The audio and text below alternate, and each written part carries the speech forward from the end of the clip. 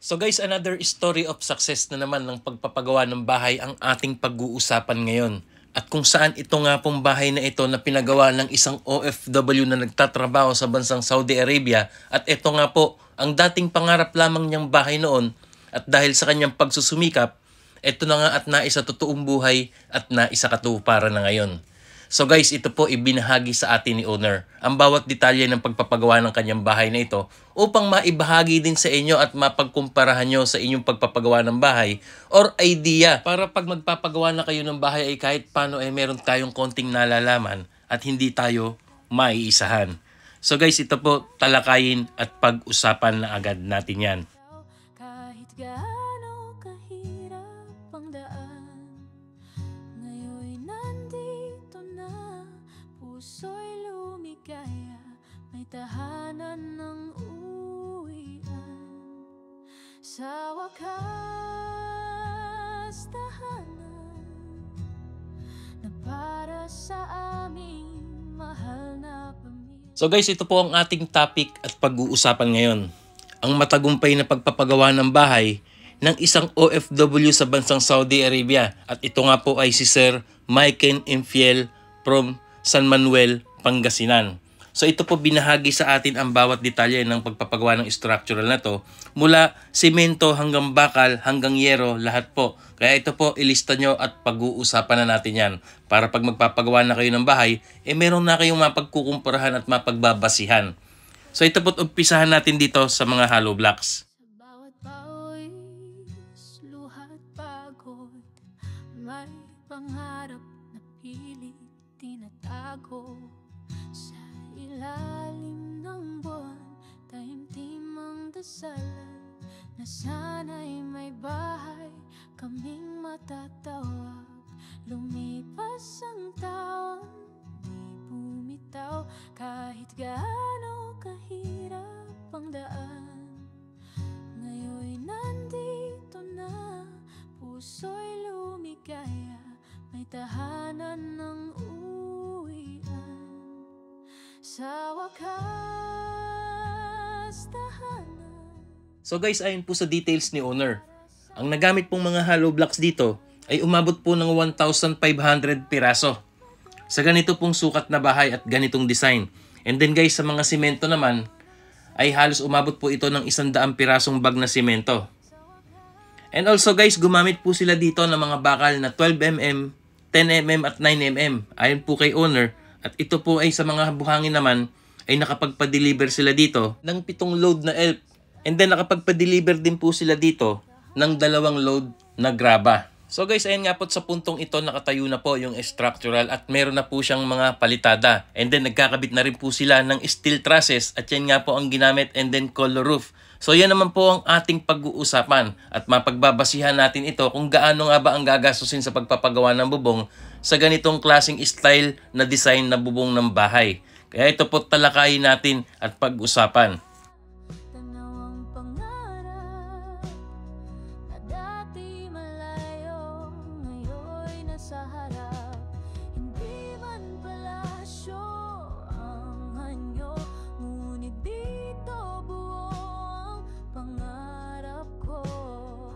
Laging may yakap, laging may ngiti, dito kami laging sabay-sabay. Sa wakas, tahanan na para sa aming mahal na pamilya. Bawat pader, bawat dingding, may kwento ng sakripisyo at pag-ibig. Sa wakas. So guys, ayon po sa details ni owner, dito po sa bubong ng bahay, ayan po nakikita natin, gumamit po sila dito ng C-purlins at tubular. And then sa yero naman ay color roof long span rib type. At ayon po kay owner, ito po kabuuan ay gumastos siya dito ng halagang 87,000 pesos sa pagpapagawa lamang ng bubong. And then guys, ito nga, nasa loob na tayo ng bahay at naka-floor tiles na rin po siya.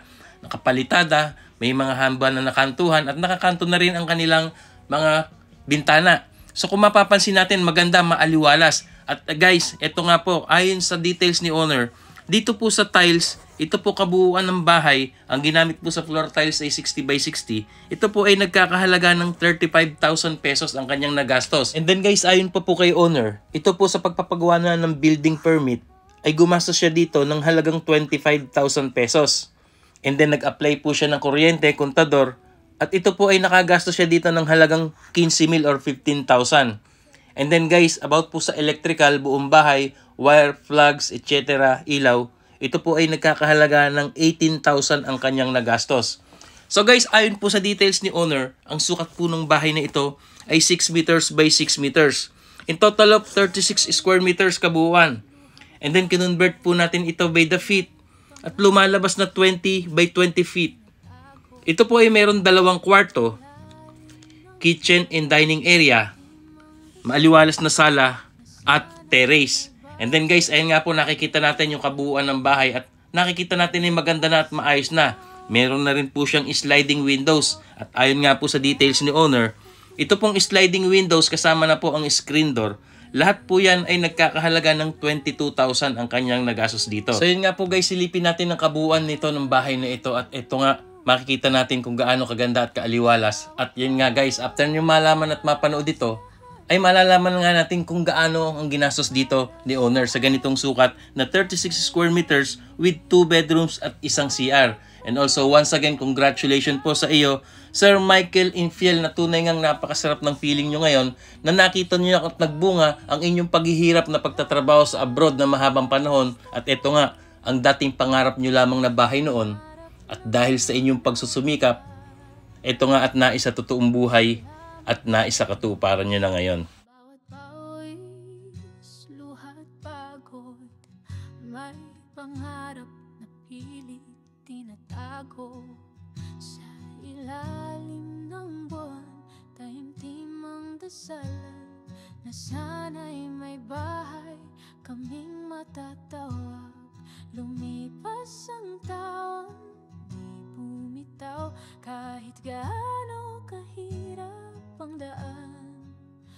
Ngayon'y nandito na, puso'y lumigaya, may tahanan ng uwian. Sa wakas, tahanan na para sa aming mahal na pamilya.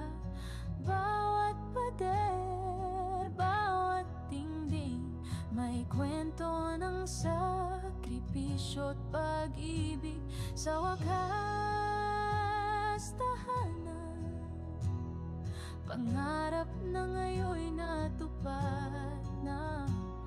Salamat sa Diyos, salamat sa buhay, may tahanan na tunay at payapa. So guys, ayun nga po't natunghayan natin kung gaano kaganda at kaaliwalas itong 36 square meters na meron 2 kwarto at isang CR. At yun nga guys, ibinahagi pa sa atin ni owner ang ibang detalye ng mga materyales para mapagbasihan natin sa ating pagpapagawa ng bahay. So yun nga guys, ang tanong, magkano nga ba ang nagastos dito ni owner kabuuan, labor and materials? So ayon po sa details ni owner, ito pong lahat-lahat na kanyang nagastos dito ay kanyang estimate. Dahil bilang isang OFW ay talagang inililista niya ang bawat pinadadala niyang pera at ginagastos dito. At and take note guys, ito pong bahay ay ginawa pa nitong 2023. Ito po ang kanyang nagastos dito, labor and materials, ito po ay nagkakahalaga na ng 320,000 pesos.